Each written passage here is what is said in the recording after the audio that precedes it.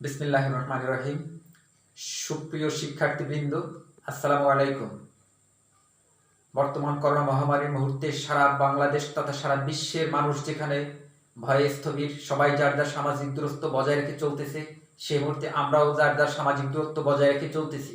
তোমরাও ঠিকই একইভাবে। এই কারণে তোমাদের ক্লাস বন্ধ রয়েছে, কিন্তু ক্লাস বন্ধ থাকলেও তোমাদের লেখাপড়া তো থেমে থাকতে পারে না।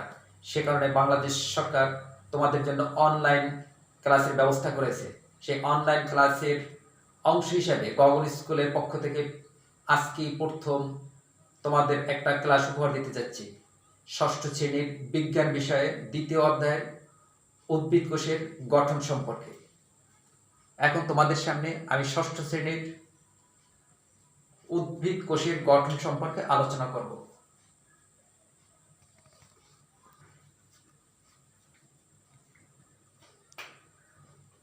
উদ্ভিদ কোষ তোমরা নিশ্চয়ই জানো যে একটা মহা যে ইমারত বা বিল্ডিং বা যেটাকে দালান বলো, সেটা তৈরি করার জন্য অনেকগুলো ইটের প্রয়োজন। ঠিক একইভাবে আমাদের দেহ তৈরির জন্য অনেকগুলো কোষের প্রয়োজন। ঠিক একইভাবে উদ্ভিদ তৈরির জন্য এভাবে অনেকগুলো কোষের প্রয়োজন। দালানের যেমন প্রত্যেকটা ইট একক, ঠিক মানুষের দেহ অথবা উদ্ভিদের দেহের প্রত্যেকটা এককই কোষ। আজকে তোমাদের সেই উদ্ভিদ কোষের গঠন নিয়ে আলোচনা করতেছি। উদ্ভিদ কোষের যে কিভাবে আঁকতে হয় প্রথমে সেটা তোমরা লক্ষ্য করো।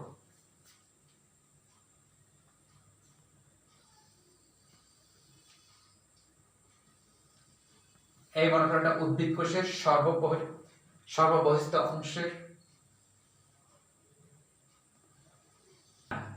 এই উদ্ভিদ কোষে আমি যে বাইরের অংশটা আঁকতেছি, এটা হলো উদ্ভিদ কোষের বহিস্থ স্তর, যেটাকে বলা হয় কোষ প্রাচীর।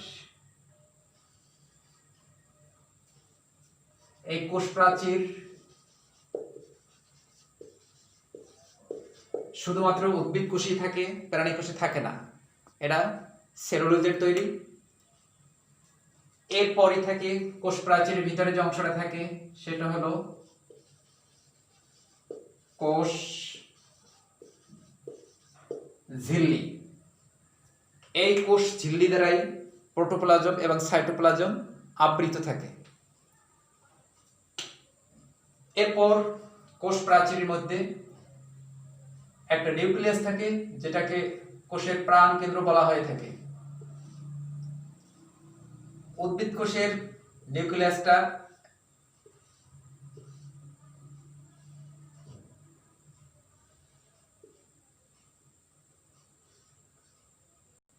উদ্ভিদ কোষের নিউক্লিয়াস থাকে এক পার্শ্বে অবস্থান করে। যেহেতু উদ্ভিদ কোষের ভিতরে কোষ গহ্বর অনেক বড়, সে কারণে উদ্ভিদ কোষের নিউক্লিয়াসটা এক পার্শ্বে অবস্থান করে। এই যে নিউক্লিয়াসটার উপর অংশটাকে বলা হয় নিউক্লিয়ার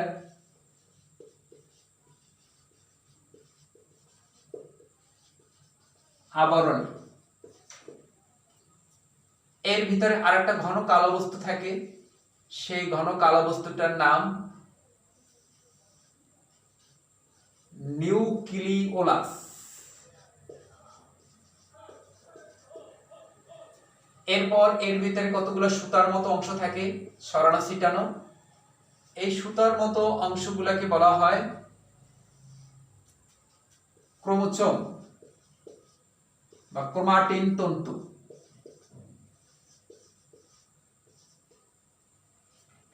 এরপর এর ভিতরে থাকে কতগুলো অর্ধতরল পদার্থ, যেটাকে বলা হয় নিউক্লিওপ্লাজম।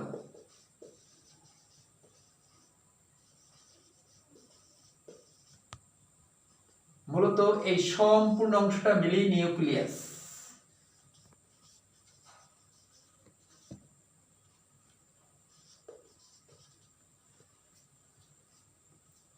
এর বাইরে এর ভিতরে একটা বড় ফাঁকা অংশ থাকে, এই ফাঁকা অংশটার নাম কোষ গহ্বর।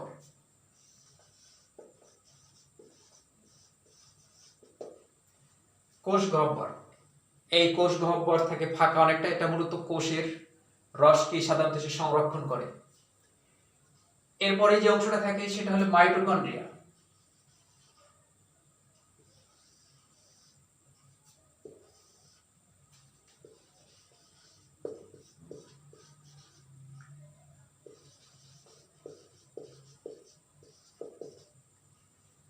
মাইটোকন্ড্রিয়া মূলত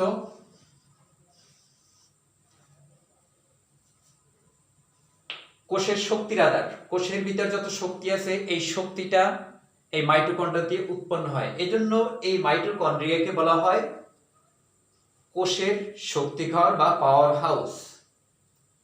আর নিউক্লিয়াস, যেহেতু নিউক্লিয়াস কোষের যাবতীয় কার্য নিয়ন্ত্রণ করে, এই জন্য নিউক্লিয়াসকে বলা হয় কোষের প্রাণকেন্দ্র। অর্থাৎ প্রাণ ছাড়া যেমন জীবন চলে না, নিউক্লিয়াস ছাড়া তেমন কোনো কোষ বাঁচতে পারে না। এরপরে এর ভিতরে যে অঙ্গাণুটি আমাদের কাছে সবচেয়ে বেশি গুরুত্বপূর্ণ সেটা প্লাস্টিড।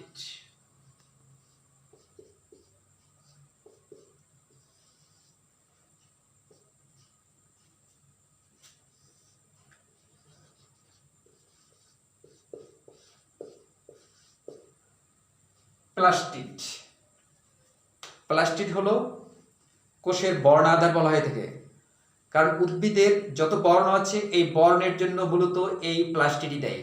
এই প্লাস্টিডের জন্য উদ্ভিদ কখনো সবুজ, কখনো লাল, কখনো নীল বিভিন্ন রং ধারণ করে এই প্লাস্টিডের কারণে।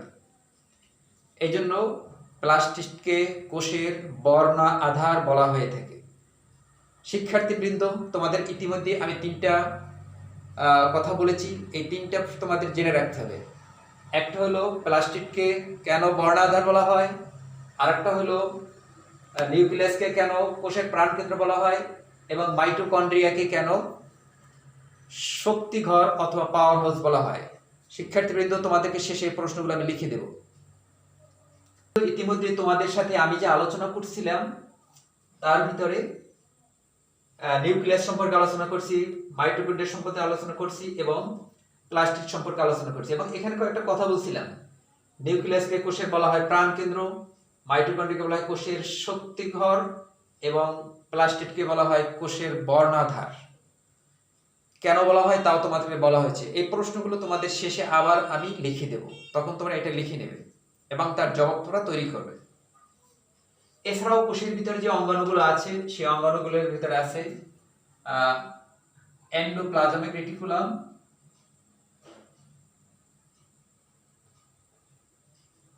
শিক্ষার্থীবৃন্দ আমরা যেটা দেখতেছি এটাকে বলা হয় এন্ডোপ্লাজমিক রেটিকুলাম।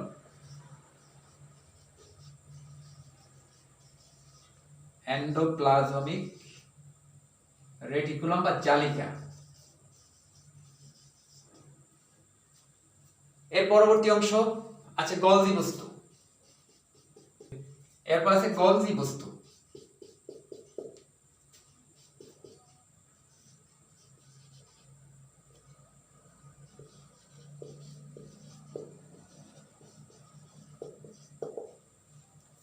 গলজি বস্তু উদ্ভিদ কোষের একটা অংশ। এছাড়াও আরো অনেক অঙ্গাণু আছে। আমরা প্রধান যে অঙ্গাণুগুলো সেগুলো আঁকা হলো। আমি আবার এগুলো তোমাদের সাথে আবার রিপিট করছি, আবার শুনে নাও। উদ্ভিদ কোষের সর্ববহিঃস্থ স্তরে থাকে কোষ প্রাচীর। এই কোষ প্রাচীর শক্ত সেলুলোজের তৈরি একটা আবরণী। এটা নির্জীব এবং জড় পদার্থ। এইটার জন্যই মূলত উদ্ভিদ কোষের কোষগুলো অনেক শক্ত হয়ে থাকে এবং গাছ শক্ত হয়ে থাকে এই কোষ প্রাচীরের কারণে। এই কোষ প্রাচীরের নিচে রয়েছে আরেকটা আবরণী, যে আবরণীটাকে বলা হয় কোষ ঝিল্লি। এই কোষ ঝিল্লি মূলত কোষের মধ্যে বিভিন্ন অঙ্গাণুকে সে ধারণ করে রাখে। এরপর উদ্ভিদ কোষের ভিতরে একটা বড় কোষ গহ্বর থাকে, যেটা প্রাণী কোষে সাধারণত থাকে না। এই উদ্ভিদ কোষের বড় কোষ গহ্বরের কারণেই আমাদের নিউক্লিয়াসটা কোষের এক প্রান্তে অবস্থান করে, এই বড় কোষ গহ্বরের কারণে। এর ভিতরে আরো আছে নিউক্লিয়াস। সেই নিউক্লিয়াসের ভিতরে বিভিন্ন অঙ্গাণু আছে, যেটা দেখালাম।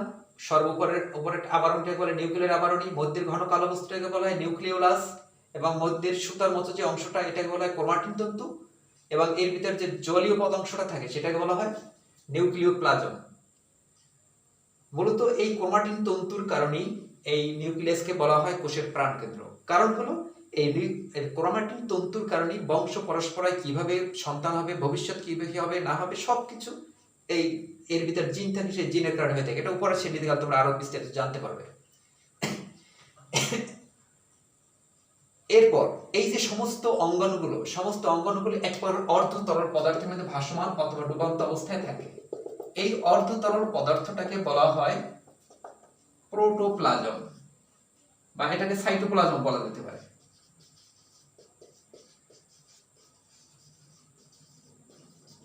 মূলত এই নিউক্লিওপ্লাজম এবং সাইটোপ্লাজমের সম্মিলিত রূপটাকে বলা হয় প্রোটোপ্লাজম। এবার তোমাদের জন্য কিছু প্রশ্ন আমি রেখে যাচ্ছি, সেই প্রশ্নগুলোর জবাব তোমরা তৈরি করবে। লিখে নাও তোমরা শিক্ষার্থী বন্ধুরা। 1,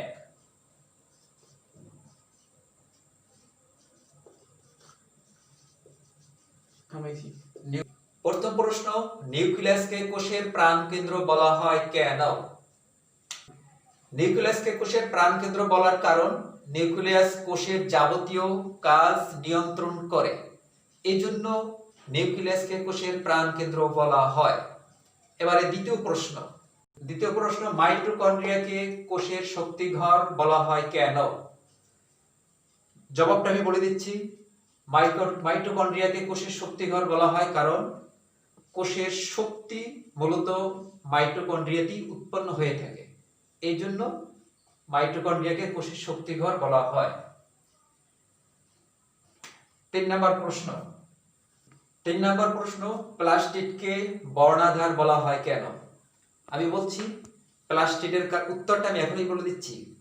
যেহেতু উদ্ভিদ কোষের সমস্ত বর্ণ, যেমন নীল, লাল, সবুজ, ফুলের বিভিন্ন বর্ণ, উদ্ভিদের পাতার বিভিন্ন বর্ণ, সমস্ত বর্ণের জন্যই এই প্লাস্টিড দায়ী, এই জন্য এই প্লাস্টিডকে বলা হয় কোষের বর্ণাধার। 4 নম্বর প্রশ্ন, প্লাস্টিডকে বর্ণাধার বলা হয় কেন? এটার জবাব তোমরা জানলে। 4র্থ প্রশ্ন, নিউক্লিয়াস উদ্ভিদ কোষের এক পার্শ্বে অবস্থান করে কেন? নিউক্লিয়াস উদ্ভিদ কোষের এক পার্শ্বে অবস্থান করে কারণ উদ্ভিদ কোষের মধ্যে কোষ গহ্বর প্রাপ্তবয়স্ক অবস্থায় অনেক বড় হয়, তখন নিউক্লিয়াস ঠিক কেন্দ্রে অবস্থান করতে পারে না, তখন কোষের এক প্রান্তে অবস্থান করতে হয়। 5 নম্বর প্রশ্ন, 4 নম্বর প্রশ্নের জবাব তোমরা জানলা। এবার 5 নম্বর প্রশ্ন, একটি আদর্শ উদ্ভিদ কোষের গঠন বর্ণনা করো। এটার জবাব হলো, ঠিক তোমরা এই চিত্রটা আঁকবে এবং চিত্রটার কোনটার কি অঙ্গাণুর নামটা তোমরা পাশে লিখবে, বাস এটি এনাফ। সুপ্রিয় শিক্ষার্থীবৃন্দ, আজকের অনলাইন ক্লাসের প্রথম দিনে তোমাদের উদ্ভিদ কোষের গঠন নিয়ে আলোচনা করলাম। আগামী দিনে তোমাদের সাথে আবার নূতনভাবে সাক্ষাৎ হবে। প্রাণী কোষের গঠন নিয়ে আলোচনা এবং উদ্ভিদ কোষ ও প্রাণী কোষের মধ্যে পার্থক্য নিয়ে আলোচনা, এই দুটো নিয়ে আগামী ক্লাসে তোমাদের সাথে সাক্ষাৎ হবে। সে পর্যন্ত বন্ধুরা সবাই ভালো থাকো, সুস্থ থাকো। আসসালামু আলাইকুম রাহমাতুল্লাহ।